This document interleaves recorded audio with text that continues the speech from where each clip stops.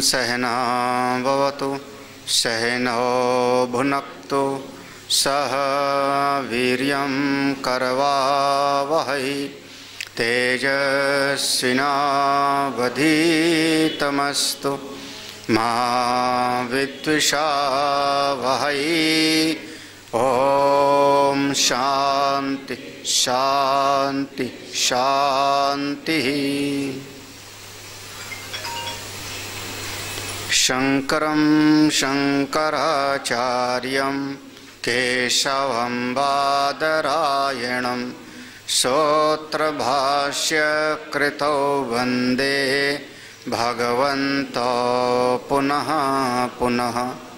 ईश्वरो गुरुरात्मेति मूर्तिभेदविभागिने व्योमवद्व्याप्तदेहाय दक्षिणामूर्तये नमः। सदाशिवसमारम्भां शङ्कराचार्यमध्यमाम् अस्मदाचार्यपर्यन्तां वन्दे गुरुपरम्पराम्। श्रुतिस्मृतिपुराणानाम् आलयं करुणालयं नमामि भगवत्पादं शङ्करं लोकशङ्करम्। मनो हि द्विविधं प्रोक्तं शुद्धं च अशुद्धं एव च। अशुद्धं काम संपर्कात्, शुद्धं काम विवर्जितम। दो प्रकार का मन है, मन की दो स्थिति, एक अशुद्ध और एक शुद्ध। अशुद्ध मन की जो पहचान है काम संपर्कात, किसी भी तरह की चित्त में कोई भी कामना है, क्योंकि अविद्या कामना और कर्म यही हृदय की ग्रंथि है, यही संसार है। कामना से कर्म होगा, कर्म भी दो भाग में बटेगा, शुभ और अशुभ। शुभ से फिर पुण्य होगा, अशुभ से पाप होगा, जिसका परिणाम सुख और दुख होगा। तो मन में किसी भी प्रकार की अगर कोई भी कामना है तो समझना मन अशुद्ध है। कामना से किसी भी प्रकार की कामना नहीं रह गई, मन शुद्ध है। बस इतना है। एक चीज समझ में आती है कि फिर मन की कामना को काटना ही साधन हो जाएगा, क्योंकि कामना से युक्त मन अशुद्ध और कामना से रहित मन हमारा शुद्ध। तो इस कामना को किनारे कर दें, कामना से अगर छुटकारा मिल जाए तो मन शुद्ध हो जाएगा।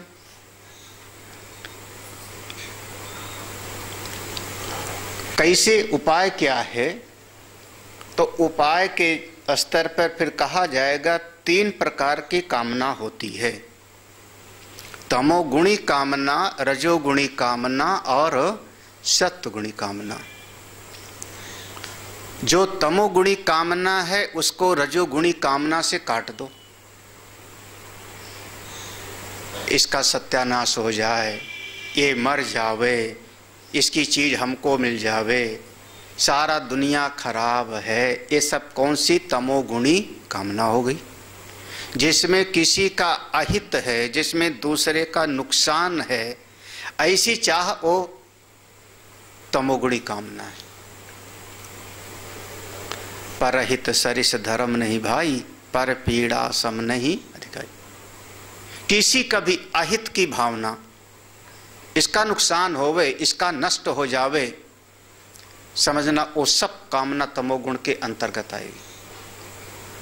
जिसमें किसी के भी जरा से भी अहित की भावना है, ऐसा मंत्र पढ़ो कि उसका जो है बिगड़ जावे। रजोगुणी जो कामना होती है उसमें अपना स्वार्थ है, लेकिन किसी के अहित नहीं होता। मैं यज्ञ करूं, मैं दान करूंगा। हम खेती से कमाएंगे, हम नौकरी करके पैसा कमाएंगे, उससे कुछ अच्छा काम करेंगे। रजोगुणी कामना है, बिल्कुल कामना है, लेकिन उसमें किसी के नुकसान की भावना नहीं होती। समझना चाहिए। दक्ष प्रजापति का यज्ञ करते हैं यज्ञ, लेकिन भाव क्या है कि शंकर जी को नीचा दिखाना है, तो तमोगुणी हो गया, तमोगुणी हो गया। हाँ, कामना हमारी जो तमोगुणी है उसको रजोगुण से जीत लो, तमोगुणी को रजोगुणी बनाओ। और अगर रजोगुणी कामना है तो उसको सत्वगुणी कामना में परिवर्तित करो, उसके गुण को बदलो। अब मैं सत्संग सुनूंगा, जाप करूंगा, तप करूंगा, ध्यान करूंगा। कैसे कैसे बोध होगा आत्मा का? उपाय क्या है? तस्मै सहोवाच पितामहश्च श्रद्धा भक्ति ध्यान योगा तावई। श्रद्धा बढ़ाएंगे, ये कामना आपकी सत्वगुणी कामना है, इसको खत्म नहीं। अब जैसे यहाँ पर कह दिया कामना से रहित हो जाए, तो आप कह दो फिर ठीक सत्संग की कामना ना होवे, यज्ञ की भी कामना ना होवे, तो कहेंगे नहीं, इसकी कामना को बढ़ाना चाहिए। सत्वगुणी कामना आपके तमोगुणी और रजोगुणी कामना को दबा देती है और ये आपको आगे परमात्मा की तरफ ले जाती है। जीवन में अचानक कुछ नहीं होता है, क्रमिक विकास है, धीरे धीरे धीरे धीरे धीरे। हाँ, तो तमोगुणी कामना को रजोगुणी कामना में बनाए, रजोगुणी कामना को सत्वगुणी कामना, और सत्वगुणी कामना से फिर त्रिगुणातीत में जब चले गए तो मन पूरी तरह से शुद्ध, ऐसा मन अपने परमात्मा से युक्त हो जाता है। अगर ना बनाए हम, तो अगर साधना ना करें, तो हम मान लो नहीं चाहते साधना करना, तो कहा उसमें किसका क्या बिगड़ेगा, क्योंकि आपके बंधन का कारण भी आप ही का मन है। मन एव मनुष्याणाम कारणम बंध मोक्षय बंधाय विषयासक्तम मुक्तियै निर्विषयम स्मृतम, ये वर्णन किया गया है। हाँ? मन ही आपके बंधन का कारण है। नहीं साफ सुथरा घर नहीं साफ करोगे तो बदबू किसको आएगी? दूसरे को थोड़े, आपको बदबू आएगी। हाँ? मन ठीक नहीं होगा, बंधन में आप रहोगे। हाँ? और मन आपके मोक्ष का भी कारण है। अगर आपका मन ठीक ठाक है तो सत्संग सुनने आते हो, मन ठीक ठाक है तो सत्संग की बात समझ में आती है। हाँ? अपने मन को संभालो, आपका मन खराब ना होवे। हाँ, चित्त विक्षिप्त ना हो जावे, अपने मन को संभाल के रखना है।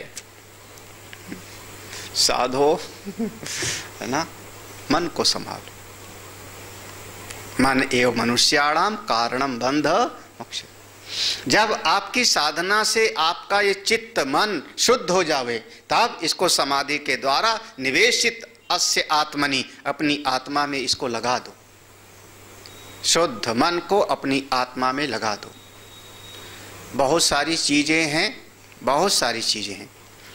हाँ, शायद आप कभी देखो आपकी टोंटी टूट जाए, प्लम्बर वाले को बुलाओ, प्लम्बर को बुलाओ, तो पहले वो टोंटी को साफ करेगा।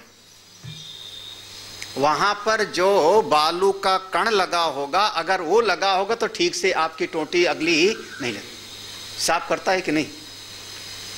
हाँ, पेंटर लगा हुआ है तो दीवार को पहले रगड़ के साफ करेगा ना, तब लगेगा ना। अब आजकल मोबाइल का दृष्टांत दिए बगैर काम नहीं चलता है ना। मोबाइल पर स्क्रीन गार्ड लगाना हो, ऊपर की तरफ का सेफ्टी एक प्लास्टिक चिपकानी हो ऊपर की तरफ, उसको देखो, ले जाओ, कह दो इस पर लगाओ, तो पहले वो कोई साबुन से स्प्रे करेगा, फिर उसको साफ करेगा, साफ करेगा, उसके बाद उस पर जो है उसको चिपकाएगा। देखा है कि नहीं ऐसा? तो हमारा एक कांच है, इस कांच पर हम दुकान वाले को बुला दें, कह दे इस पर नीला नीला एक फिल्म चढ़ा दो, जैसे कार के शीशे पे लगाते थे। जो लोग लगवाए हैं देखो, जब वो एक पन्नी चढ़ाने के लिए जाएगा तो पहले ही पन्नी पास में है, लेकिन पहले पूरे पर एक साबुन का स्प्रे करेगा, है ना, फिर उसको साफ करेगा। जब साफ हो जाएगा तब पन्नी चढ़ाता है। देखा है कि नहीं ये सब? हाँ, बिना साफ किए अगर पन्नी लगा दोगे तो फिर वो गड़बड़ा जाएगा। ऐसे आपका चित्त है, मन है, अगर साफ नहीं है, शुद्ध नहीं है और आप चाहो परमात्मा से जुड़ जावे तो जुड़ेगा कैसे? कैसे जुड़ेगा? हाँ? जब आपका एक गोंद नहीं चिपका पाता बिना साफ किए, है ना। अब हम लोग जो है, हम लोगों को पुरानी आदत है, हाँ, पंक्चर हो गई साइकिल, उसके पास ले गए तो ट्यूब को निकाल करके वो ट्यूब पर घिसता था ना। हाँ, रेती से वो एक टीन का छेद बना बना करके बनाए रखता था देहाती, है ना, और उसी से रगड़ के पूरा उसको जो है खुरच देता था, उस पर फिर लगाता था सोल्यूशन तो चिपक जाता था। बिना साफ किए इस जगत में कुछ भी नहीं। अरे बिना साफ किए चाय वो बनाते हैं ढाबा वाले। हाँ, ढाबा वालों की चाय पियो, वो प्रभु बचावे, पीना पड़ता है कभी कभी, क्या करो। हाँ, घर में बिना साफ किए बनाओगे कभी? तो ऐसे इस मन को साफ करो। कैसे? समाधि निर्धोत मलस्य चेतसो निवेशितस्यात्मनि सुखम भवे न शक्यते वर्णयेतुं गिरा तदा स्वयं तदंताकरणेन गृह्यते। उस समय जब आपका मन शुद्ध हो गया और अपना मन परमात्मा से जोड़ दिया, जो आनंद आपको मिलेगा उस समय, जो आंतरिक सुख मिलेगा, वो आप ही जान सकते हो, किसी और को बताया नहीं जा सकता। जैसे गूंगे को गुड़ खिलाओ, स्वाद वो बता नहीं सकता, उसी प्रकार से ये स्वतः प्रमाण है। खुद आप अपने चित्त के साक्षी हो, अपने मन के साक्षी हो। अगर मान लो हम कहें कि मन से आसक्ति को मिटाओ, और कोई कहे कि हमारा मन आसक्त है, कैसे जाने? तो अपने मन की आसक्ति को आप स्वयं समझोगे, स्वयं समझोगे, दूसरा नहीं समझ सकता। दूसरा उपाय बताएगा। सवेरे से शाम तक जिसका चिंतन चल रहा है, समझना वही मन आसक्त है। हाँ? एक खेत में काम करने वाला किसान है, सवेरे से शाम तक उसका खेत का चिंतन चलता है, खेत फसल। हाँ? कोई सेठ है, सवेरे से शाम तक उसका चिंतन होता है, ग्राहक आवे पैसा मिले, ग्राहक आवे पैसा मिले। कई बार जानता है कि सवेरे 8 बजे कोई ग्राहक नहीं आएगा, फिर भी शटर खोल के, दुकान खोल के जाके वहीं बैठ जाता। चिंतन किसका चल रहा है? वही मन आसक्त है, समझो। माँ बाप हैं, सवेरे से शाम तक उनका चिंतन बच्चे का चलता है, बच्चे में आसक्त है। नेताजी हैं, सवेरे से शाम तक कहाँ कितना वोट है, कहाँ कैसे होगा, मन वहाँ आसक्त है। आप अपने मन के स्वयं साक्षी हो। सवेरे से शाम तक जिसका चिंतन चलता है, समझना वहां पर मन आपका आसक्त है, वहां आसक्त है।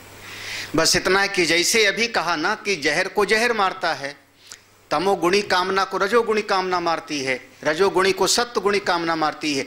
ऐसे इस मन को जो आसक्त है बाह्य विषयों में, इस मन की आसक्ति को आप थोड़ा दिशा बदल दो भगवान में, भगवान से, शास्त्र से। सवेरे से शाम तक शास्त्र पढ़ना शुरू कर दो। संत से जब श्रेष्ठ से मन आसक्त होगा तो निकृष्ट से मन की आसक्ति मिट जाएगी और ये आपको उस पार ले जाएगी। शास्त्र, संत, साधना, भगवान, इनसे जब आपका मन आसक्त हो जाएगा तो ये जो जमीन, घर, परिवार, बाल बच्चे, देश, दुनिया, इससे मन आसक्त है, ये निकल करके इधर से इधर लगाया। यहां तक हो चुका था। हाँ, अगला श्लोक पढ़ते हैं। यद्यपसौ चिरं कालम समाधि दुर्लभो नृणाम तथापि क्षणिको ब्रह्म आनंदम निश्चयात्यसो।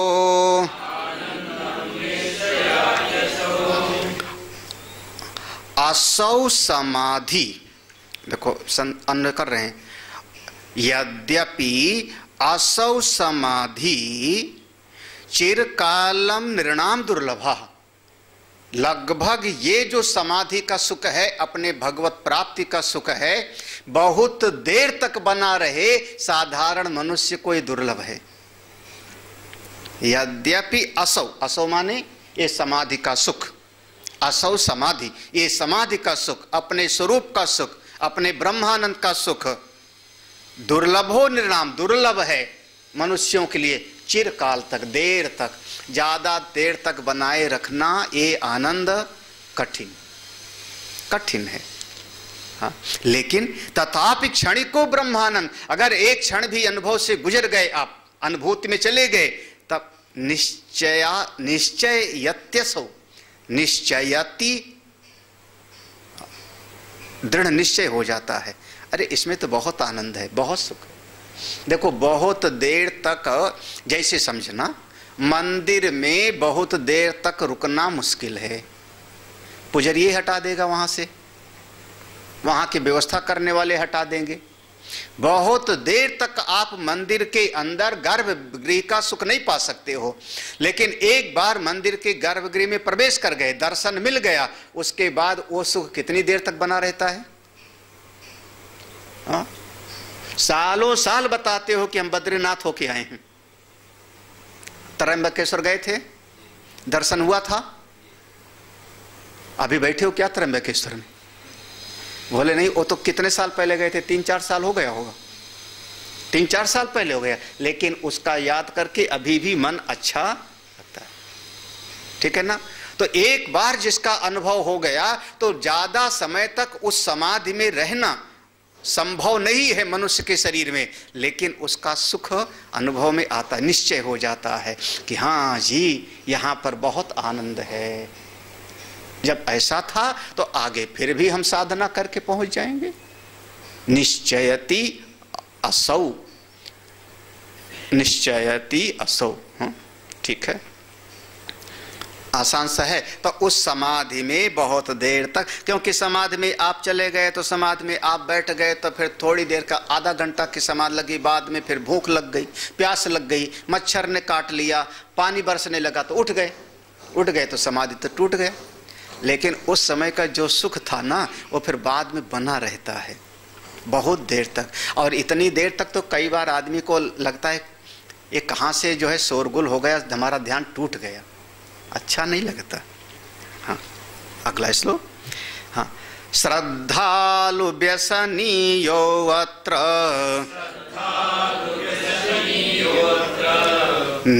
निश्चिनोत्येव सर्वथा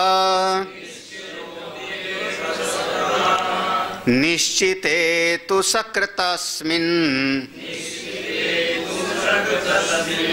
विश्वस्येत्यन्यदापयम् तादृक् पुमानुदासीन कालेऽप्यानन्दवासनाम् उपेक्ष्य मुख्यमानन्दम् भावयत्येव तत्परः। देखो ये अनुभव, अपने स्वरूप का अनुभव किसको मिलेगा? कहते हैं श्रद्धालु। सबसे पहली शर्त यह है कि श्रद्धा से युक्त हो, और दूसरा व्यसनी, व्यसन हो जावे। अब व्यसन का जो हमारे शास्त्रों के जो शब्द है ना, उनका अर्थ देखना पड़ता है आपको। श्रुति, लिंग, वाक्य, स्थान, प्रकरण, ये सब बहुत सारी चीजें होते हैं, तब उसका अर्थ आपको समझ में आएगा। कहीं पर आत्मा शब्द का अर्थ शरीर होगा, क्या है, तस्यैष बहुलेव आत्मा, ऐसे आएगा, उसका धड़ ही आत्मा है, इस धड़ को कहा गया, जहाँ पर विराट स्वरूप का वर्णन किया गया। तो कहीं आत्मा शरीर को कहा जाएगा, कहीं पर आत्मा अंतःकरण को कह दिया जाएगा, कहीं पर आत्मा चिदाभास को कह दिया जाएगा, और कभी हम आत्मा शुद्ध निर्विशेष ब्रह्म को कहेंगे। तो किस प्रकरण में कैसे? यहां व्यसनी का अर्थ होता है दृढ़ निश्चयी। व्यसनी आदमी कितना दृढ़ निश्चयी होता है? घर पे उसने बिल्कुल कसम खाई, बेटे के सिर पे हाथ रख करके, आज से शराब छोड़ देता हूं, लड़ मत, आज से शराब छोड़ देता हूं, नहीं पीऊंगा जी। अरे अपने बेटे की कसम खा रहा हूं, तेरी कसम खा रहा हूं, अपनी कसम खा रहा हूं। और दूसरे दिन जैसे 5 बजा, हाँ, फिर कहां चल पड़ता है, कितना दृढ़ निश्चयी है।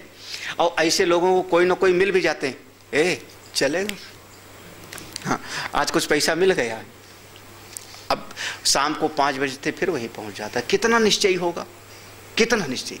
जैसे व्यसन में आदमी निश्चयी होता है, हाँ 10 बार आप 50 साल समझाते रहो कि ताश मत खेलना, टाइम होता है तो ताश, बीड़ी, ताश, हुक्का।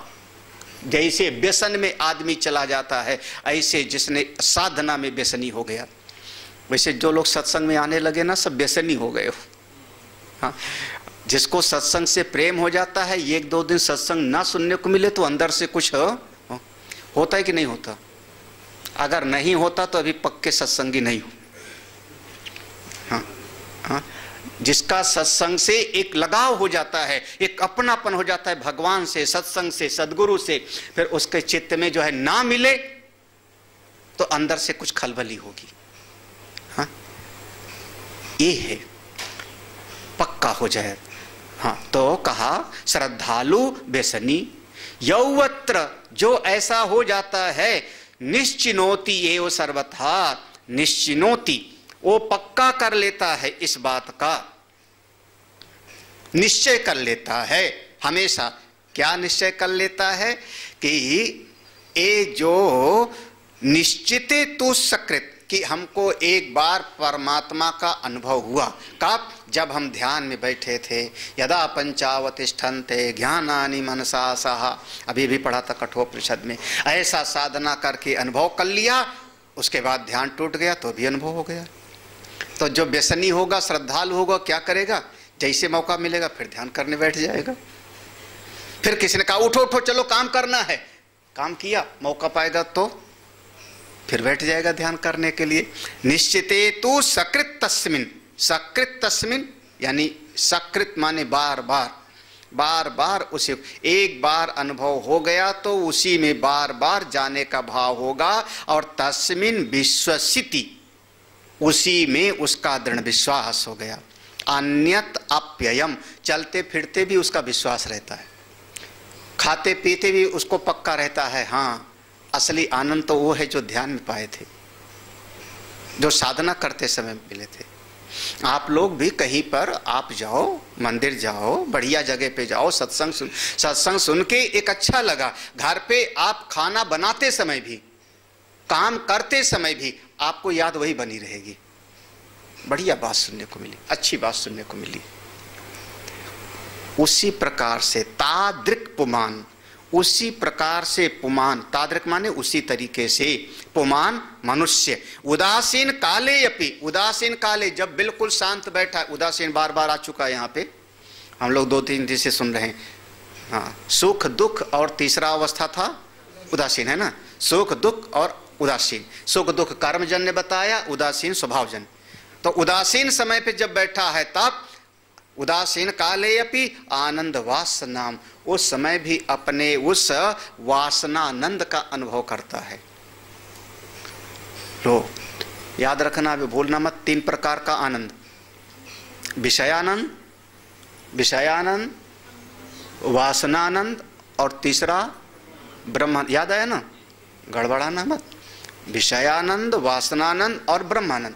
और ब्रह्मानंद के भेद बहुत सारे किए थे ना वहाँ पर, आत्मानंद, योगानंद, द्वैतानंद, निजानंद, मुख्यानंद, है ना? ऐसे भेद आया था। 3 मुख्य, विषयानंद, वासनानंद और ब्रह्मानंद। उस वासनानंद का उपेक्षा कर देता है। तादृक् पुमान, उस प्रकार से जो मनुष्य है उदासीन काल में उस वासनानंद, आनंद वासनम, वासनानंद की उपेक्षा करके मुख्यम आनंदम भावेत, उस मुख्य ब्रह्मानंद का भावना करता है, उसी में रमण करता है, उसी में उसका मन डूबा रहता है। कैसे डूबा रहता है? एक दृष्टांत दिया। ये श्लोक बहुत प्रसिद्ध है और जगहों पर भी है। थोड़ा सा हाँ, नहीं अभी नहीं आया होगा, अन्यत्र भी पुराण में मिलता है, वहीं से उद्धरण लिया है। पर व्यसनिनी नारी व्यग्रापि गृह कर्मणि तदेव आस्वादयन्त्यन्तः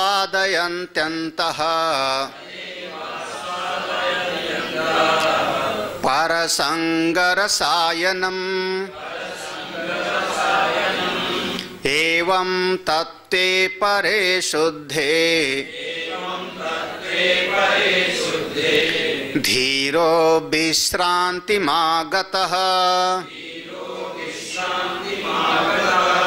तदेव आस्वादयत्यन्तः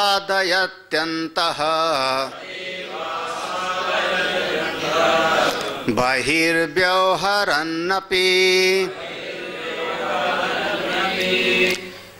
पर सबसे पहला शब्द है पर व्यसनिनी। एक स्त्री है, उसका किसी पर से प्रेम हो गया।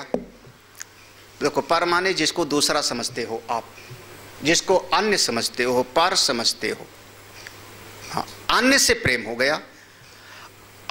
व्यग्रापि गृह कर्मणि, व्यग्रापि गृह कर्मणि, तो पर पुरुष से जो आसक्त है कोई महिला, जब घर में घर के कामों में आके डूबती है तब भी उसी का चिंतन करती। तदेव आस्वादयत्यन्तः, उसी का चिंतन करता है।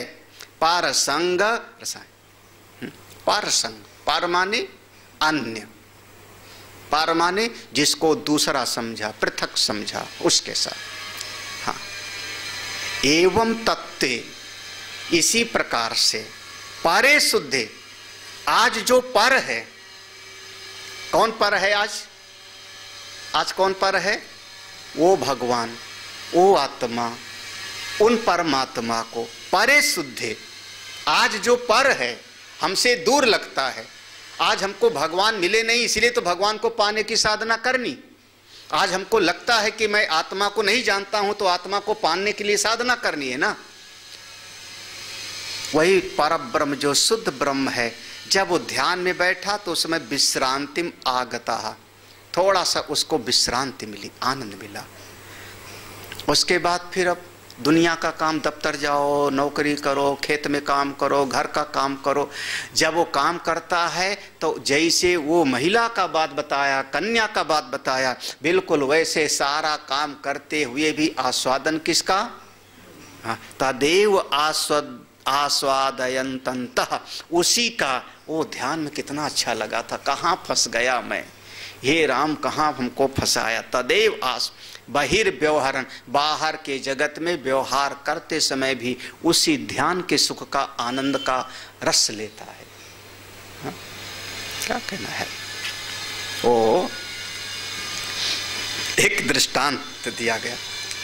दृष्टांत देखो, दृष्टांत है कि कोई एक मुसलमान सामंत है रेगिस्तान की तरफ। वहां पर वो अपना शाम हो गई और पश्चिम की तरफ उसने अपना कपड़ा बिछाया और नमाज पढ़ने लगा, नमाज पढ़ने लगता है। ये बहुत प्रसिद्ध दृष्टांत हुआ, कहते हैं सत्य घटना पर आधारित है। कोई एक महिला जिसका किसी पुरुष से प्रेम है, वहां मिलने का वादा था, वो उससे मिलने के लिए भागती भागती आ रही। इसके सैनिक लोग रोकते हैं, उसको ध्यान नहीं, और उसका जो बिछाया हुआ बिस्तर था उसी पर पांव पड़ गया, उसका पांव पड़ गया, उधर चली गई। सैनिकों ने पकड़ लिया, उसने नमाज उसने पूरी किया। नमाज पूरी करने के बाद उसके सामने पकड़ के लाए, तूने इनके उस पवित्र चीज पर तुमने पांव रख दिया।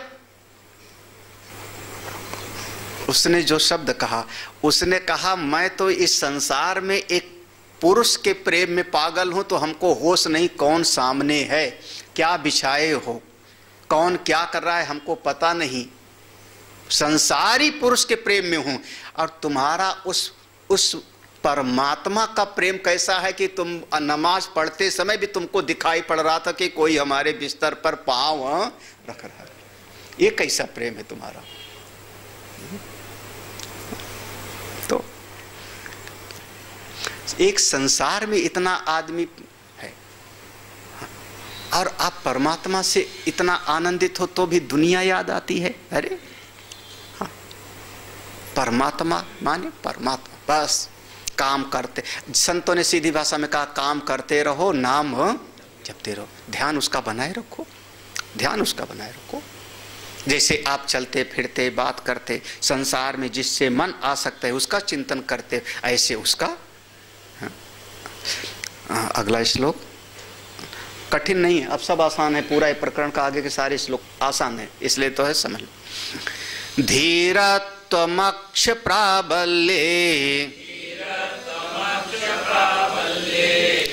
प्यानान्दा स्वादवाञ्छया तिरस्कृत्याखिलक्षाणि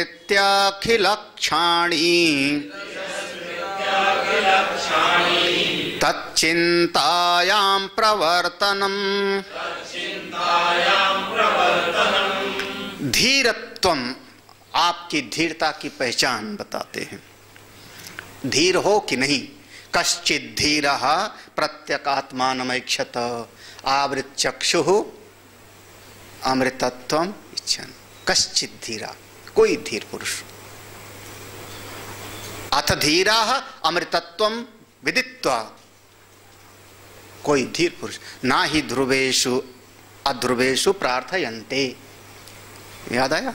हाँ, धीर, धीरता की पहचान क्या है आपकी। धीरत्वम, यहाँ पर थोड़ा सा संधि विच्छेद करना, एक ही लाइन में है ना पूरा।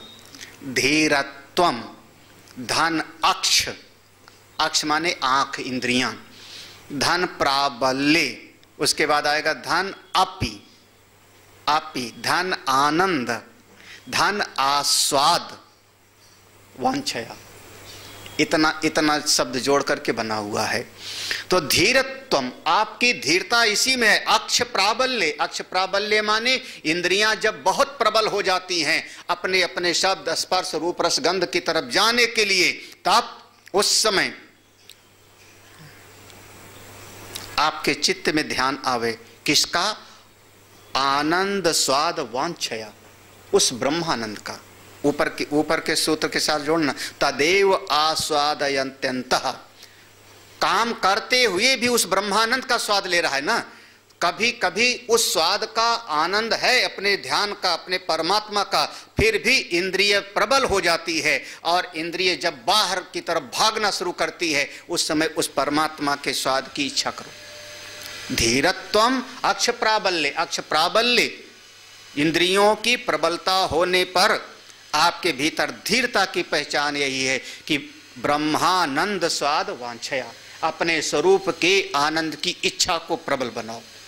तो तिरस्कृत्य अखिलाक्षणानि, हाँ, तिरस्कृत्य अखिल अक्षाणी, सारी इंद्रियां और इंद्रिय के विषयों का तिरस्कार कर दो एक क्षण में। तिरस्कृत्य अखिल अक्षाणी, इंद्रिय इंद्रिय के विषय दोनों को एक किनारे, नाता तोड़।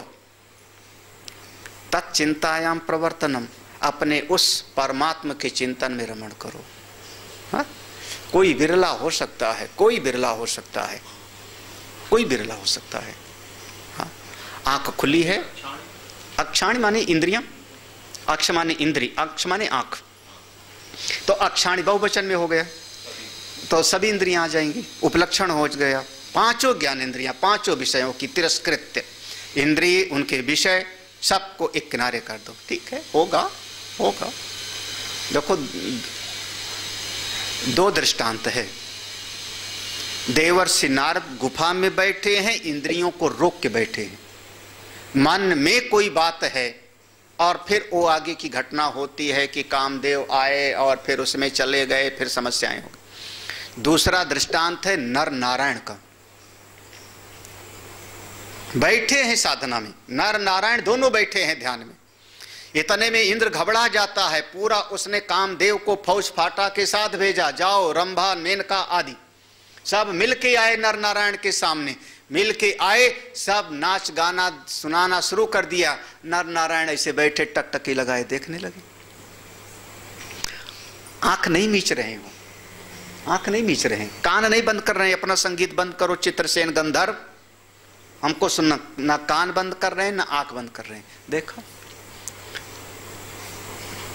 देख, पूरा नाच हो गया, पूरा गाना हो गया, गाते गाते थक गए गंधर्व लोग, नाचते नाचते देवियां थक गईं।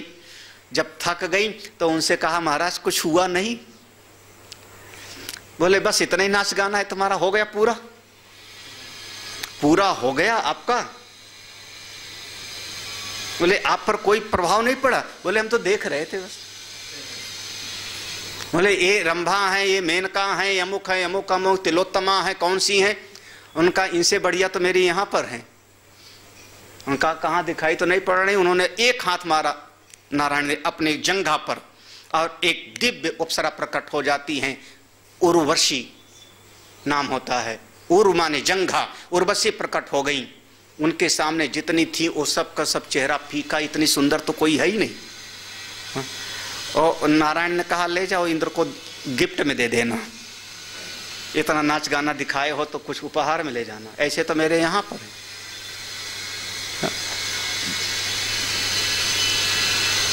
जब वहां से चले गए तो नर ने कहा, दो है ना नर नारायण, उन्होंने कहा देखो वो नाच गाना सुनाए, सबका सब नाच गाना सुनाए, हम कह सकते हैं कि आप पर कोई प्रभाव नहीं पड़ा, लेकिन आपको नई अप्सरा प्रकट करके देने की क्या जरूरत थी? इसका मतलब कुछ न कुछ तो चित्त में फर्क पड़ा। अगर पूरी तरह से आप साक्षी होते, पूरी तरह से साक्षी होते तो ठीक है, जैसा हुआ हुआ, देखे आए जाएं, नाचे गाएं, आपको जरूरत क्या थी देने की एक दूसरे को? इसका मतलब आपके चित्त में कहीं ना कहीं ये बात हुई, कुछ ना कुछ तो फर्क पड़ा ना, चाहे निगेटिव चाहे पॉजिटिव, फर्क तो पड़ा ना। नहीं समझ आ रही बात? हाँ, पूरी तरह से आप दृष्टा नहीं रहे, साक्षी नहीं रहे, है ना, सूक्ष्म चिंतन है, पूरी तरह से साक्षी नहीं रह पाए आप। तो उनका फिर क्या करें? बोले अब फिर से तप करते हैं। पूछे कहाँ? बद्री विशाल में तो बैठे। बोले चलो नैमिषारण्य में तप करें। फिर से दोनों आए, नैमिषारण्य में तप करते हैं। आगे का कथा हमने कभी सुनाया होगा देवी भागवत पुराण में। फिर प्रहलाद जी से उनका युद्ध होता है, सुना है कि नहीं? किसी ने नहीं सुना? किसी ने नहीं सुना तो ये पुराण में आता है। फिर नैमिषारण्य दोनों आए तपस्या करने के लिए। हाँ, सबसे बढ़िया वही तिरस्कृत्य, माने सब सामने है फिर भी। हाँ, क्या है वो गालिब वाला, दुनिया में आया हूँ, दुनिया का तलबगार नहीं हूँ, बाजार से गुजरा हूँ मगर, वाह वाह क्या बात है, बाजार से गुजरा, तिरस्कृत्य अखिलक्षाणी, सब कुछ बिल्कुल दुनिया है, सब है। हाँ, बहुत बढ़िया है, ठीक है जी, हमको क्या करना? तिरस्कृत्य अखिलक्षाणी, सब किनारे। हाँ, तच्चिंतायाम, चिंतन किसका करो? किसका चिंतन? उसमें लगे रहो। प्रवर्तनम माने उसमें प्रवृत्ति बनी रहे, प्रवर्तनम प्रवृत्ति उसी में बनी रहे, अपने परमात्मा में। कैसे करें? कैसे करें? बोले एक बहुत बढ़िया, दुनिया का काम कैसे करें? आप लोगों के बड़े काम का, बहुत बड़े काम का श्लोक है ये। जो लोग कहते हैं ना महाराज घर गृहस्थी तो हम छोड़ पाएंगे नहीं, कैसे करें? तो कहते हैं हाँ आज सुनो सुनो, घर गृहस्थी में रहते हुए कैसे करो, सुन लो। भारवाही शिरो भारम मुक्त्वा आस्ते विश्रमं गतः संसार व्यापृति त्यागे तादृक् बुद्धिस्तु विश्रमः भारवाही। एक दिन आप कहीं पर जा रहे थे, कहीं पर जा रहे थे, साथ में गठरी थी। गठरी बड़ी भारी थी, बड़ी भारी थी गठरी। आय हाय, छोड़ भी नहीं सकते क्योंकि उसमें पूरी जिंदगी की कमाई है, मालमत्ता है। छोड़े तो कैसे छोड़े, लेके चलना मुश्किल है ना, क्या करें। रास्ते में एक राजा का रथ आ रहा था। उसने देखा, अरे बुढ़िया माई की कमर झुकी है, कमर झुकी है और इतनी बड़ी पोटली लेके जा रही। दया आ गई, ए सारथी रथ रोक, माई आ जाओ, बैठ जाओ, आगे जहां जाओगे छोड़ देंगे, उतार देंगे तुमको, आओ बैठ जाओ। अब मना भी तो नहीं कर सकती, राजा है, तलवार से मार दे भाई। हाँ, राजा के जो है कभी रथ पर बैठी नहीं है, डर के मारे कांपने लगी। गठरी लेके चुपचाप उसी रथ के एक किनारे सिमट के जो है चुपचाप बैठ गई गठरी सिर पर। रथ चल पड़ा। हाँ, राजा ने कहा, माई इस सिर की गठरी रख देना रथ पर, ये रथ अब इसको क्यों सिर पे रखा है। उसने कहा, हुजूर बड़ी आपकी कृपा, आपने हमको बिठा लिया, आपको लाख लाख धन्यवाद। अब हम गठरी का भार भी आपके रथ पे रखें। इतनी कृतज्ञ तो नहीं हूं।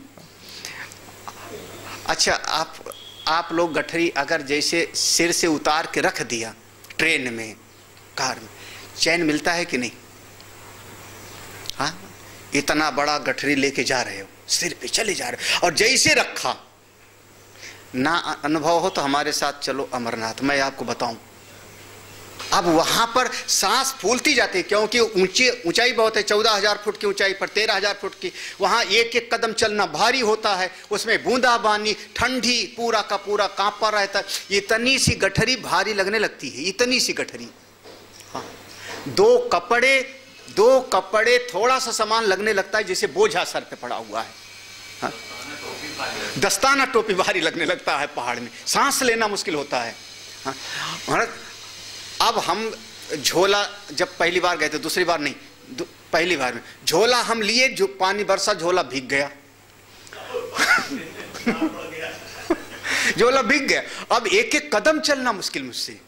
हाँ, हमारा साथ ब्रह्मचैतन ने थोड़ी देर ब्रह्मचैतन लिए, वो मजबूत आदमी, ब्रह्मचैतन झोला पीछे हमारा ले लिए, थोड़ा आगे चले, वो भी अब उनका अपना झोला, मेरा झोला। तब तक कोई एक छोटा सा बच्चा पहाड़ी वाला आया, बोला हम पहुंचा देते महाराज। उसने ले लिया। महाराज जैसे हमारी गठरी सिर से किसी ने लिया, वो शांति मिली हमको।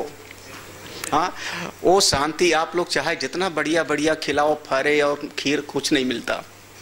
सर का बोझा उतरा, बड़ी शांति। हाय हाय, भारवाही शिरो भारम। भारवाही जो भारवाहक है, सिर पे भार रखे है, सिर का भार मुक्त्वा, जैसे नीचे उतारा, विश्रामम गतः, अरे विश्राम मिला, चैन मिला। ऐसे ये संसार को सिर की गठरी के जैसा ढो लो मजबूरी में। संसार व्यापृति, व्यापृति माने व्यापार, संसार का व्यवहार, संसार का दुनियादारी, ये समझ लो एक गठरी है, भार है, ढोना पड़ रहा है। त्यागे तादृक बुद्धि, जरा सा बहुत हो गया, 1 घंटा ध्यान करूंगा, बहुत हो गया अब थोड़ा सत्संग सुनूंगा, बहुत हो गया संसार का काम करते करते अब जाप करूंगा। संसार का दुनियादारी निभाते निभाते कभी थक जाओ, ये बोझ है, ये गठरी है। हा? कभी आप लोग थक नहीं जाते, दुखी नहीं होते? सवेरे से शाम तक सबको खुश से ही रखो, कोई नाराज ना हो जाए। हाँ? हाँ? सास नाराज ना हो जावे, देवर ननद नाराज ना हो जावे, हाँ? दफ्तर में चपरासी भी नाराज ना हो जावे, रखना पड़ता होगा कि नहीं? हाँ, किसी ने चपरासी उठा के फाइल देवे मुंह से, हाँ, आप चाहे जितने बड़े अफसर हो, आप कैसे और कैसे लगेगा ध्यान? चपरासी भी खुश रहे, स्टाफ भी खुश रहे, घर वाले भी खुश रहें, नौकर नौकरानी भी खुश रहें, गुरुजी भी खुश रहें, सबको खुश रखते रखते तुम थक नहीं गए भी? क्या हुआ, गलत बोल रहा हूं क्या? सब खुश रहें, सब खुश रहें। अब महाराज कोई ना कोई कहीं ठे रहता है, एकात ऐसा होगा घर में आपके काम करने, एकात ऐसा होगा जो जिसके मन के हिसाब से नहीं चलोगे वही नाराज। तो ये दुनियादारी निभाते निभाते थक नहीं गए अभी? ये भार नहीं लगता आपको? नहीं लग रहा है भार? अगर भार नहीं लग रहा है तो फिर आप भारवाहक हो। यही है ना, भार नहीं लग रहा तो भारवाहक। भारवाहक माने कौन कहते? कुली। अच्छा, अब अंग्रेजी वाला बोल दिया तुमने। फिर कुली हो, ढोते रहो जिंदगी भर, सवेरे से शाम तक ढोते रहो, और क्या। बोले हमको तो भार लगता है, गठरी फेंकी, हा हा त्यागे, तादृक बुद्धि विश्राम मिला, दुनियादारी छुट्टी। बहुत बढ़िया। अगला श्लोक, एक श्लोक और पढ़ ले कि बस करें? एक और पढ़ लेते, इसी से जुड़ा है। विश्रांतिम परमां प्राप्त त्वौदासीन्ये यथा तथा सुख दुख दशायां च तदानंदैक तत्परः। हाँ, सुख दुख दशायाम च, यहाँ पर विश्रांतिम परमाम प्राप्तः, जैसे वो सर का बोझा गिरा, हटाया, विश्रांतिम परम परम विश्राम मिला, पायो परम विश्राम। किसको? तू औदासीन्य, जो उदासीन भाव में स्थित है, जो उदासीन भाव में स्थित है, जैसे तैसे ठीक है, कुछ मिल जाएगा बढ़िया, नहीं मिलेगा हर इच्छा, अपनी महिमा में रहो, उसको परम विश्रांति मिलती है। हाँ, बोले ऐसे बैठे रहोगे चुपचाप, खाना नहीं मिलेगा तो? बोले नहीं मिलेगा तो एकादशी कर लेंगे, और क्या, उसमें क्या है। बोले कल भी नहीं मिलेगा, एकादशी आज है ना, कल भी नहीं मिलेगा तुमको खाना, बोले इसमें क्या, शरीर मरी तो जाओगे, और क्या होगा। वैसे एक बात आप निश्चित समझो, ये शरीर का प्रारब्ध शरीर को भोजन वस्त्र दे देता है। ना विश्वास हो, आप किसी भी शहर में शाम को घूमो, 4-6 आपको बिल्कुल पागल मिल जाएंगे। किसी भी शहर में 4-6 पागल तो सड़क पर घूमते हुए मिल। सालों से जी रहे हैं। वो सालों से कैसे जी रहे हैं? नौकरी नहीं करते, खेत जमीन नहीं है, हाँ गर्मी में कंबल ओढ़े जा रहा है, हाँ कहाँ से मिल रहा है उसको खाना? हाँ हट्टे कट्टे मजबूत, हाँ 3 मजबूत आदमी उसको काबू में नहीं कर सकते हो। सड़क पर घूम रहा है, ये कहीं चिन्हट में डंडा लिए खड़ा रहता था, इधर से जाओ अब नहीं दिखता हो। हाँ? हाँ? कहाँ से, कौन खिला रहा है उसको? तुम खिला के आए उसको? किसी भी शहर में 8-10 पागल, हाँ? उसका प्रारब्ध पाल रहा है। प्रारब्धम पुष्यति वपु। क्यों किसी की जो है, आप जो है दुनिया वालों की गुलामी करते करते थके नहीं? तो महाराज बोझा कोई ले ले वह बड़ी शांति मिलती। विश्रांतिम परमाम प्राप्त तू उदासीन यथा तथा सुख दुख है। अरे सुख दुख ये संसार में कभी सर्दी आएगी चली जाएगी, बरसात आएगा चला जाएगा, उसमें कौन सा जो है सुख दुख दशायाम चा, इसमें हम परवाह नहीं करते। तदा आनंद एक तत्परा, क्योंकि मेरा चित्त उस एक आनंद में, ब्रह्म आनंद में रमण कर रहा है, जिसको हमने ध्यान में अनुभव किया था, जिसको हमने सत्संग में अनुभव किया था। काम करते हुए संसार को बहुत दिल नहीं लगाना, मरे मरे मन से निभा लेना चाहिए। दुनियादारी को मरे मरे मन से, कैसे, जैसे कहा जाता है राजदंडवत, बिल्कुल जैसे बेगार में कोई, तो ये दुनिया को बेगार जैसे निपटा लो। आप सबको ये माया रूपी जमींदारी ने बेगार में लगा रखा है। हाँ, इसकी सेवा करो, उसका ख्याल रखो, उसका ख्याल रखो, अब जरा सा मौका पाओ निकल जाओ इससे चुपचाप, यथा तथा जैसे तैसे। हाँ जैसे तैसे, चाहे दीवार फांद के निकलना पड़े, चाहे जो है हाँ, सुरंग खोद के निकलना पड़े, ये माया के कैद खाने से निकल जाओ। हाँ दुनिया बेगार की ठीक है, समझ में आया ना? हाँ बिल्कुल ऐसे हैं। सुख दुख दशायाम चा तदा आनंद एक तत्परः। अपने सब कुछ ये संसार को निभाओ और अपने स्वरूप में निष्ठ हो जाओ। ओम पूर्णमदा पूर्णमिदं पूर्णात् पूर्णमुदच्यते पूर्णस्य पूर्णमादाय पूर्णमेवावशिष्यते। ओम शांति शांति शांति। हरि ओम। श्री गुरुभ्यो नमः। हरि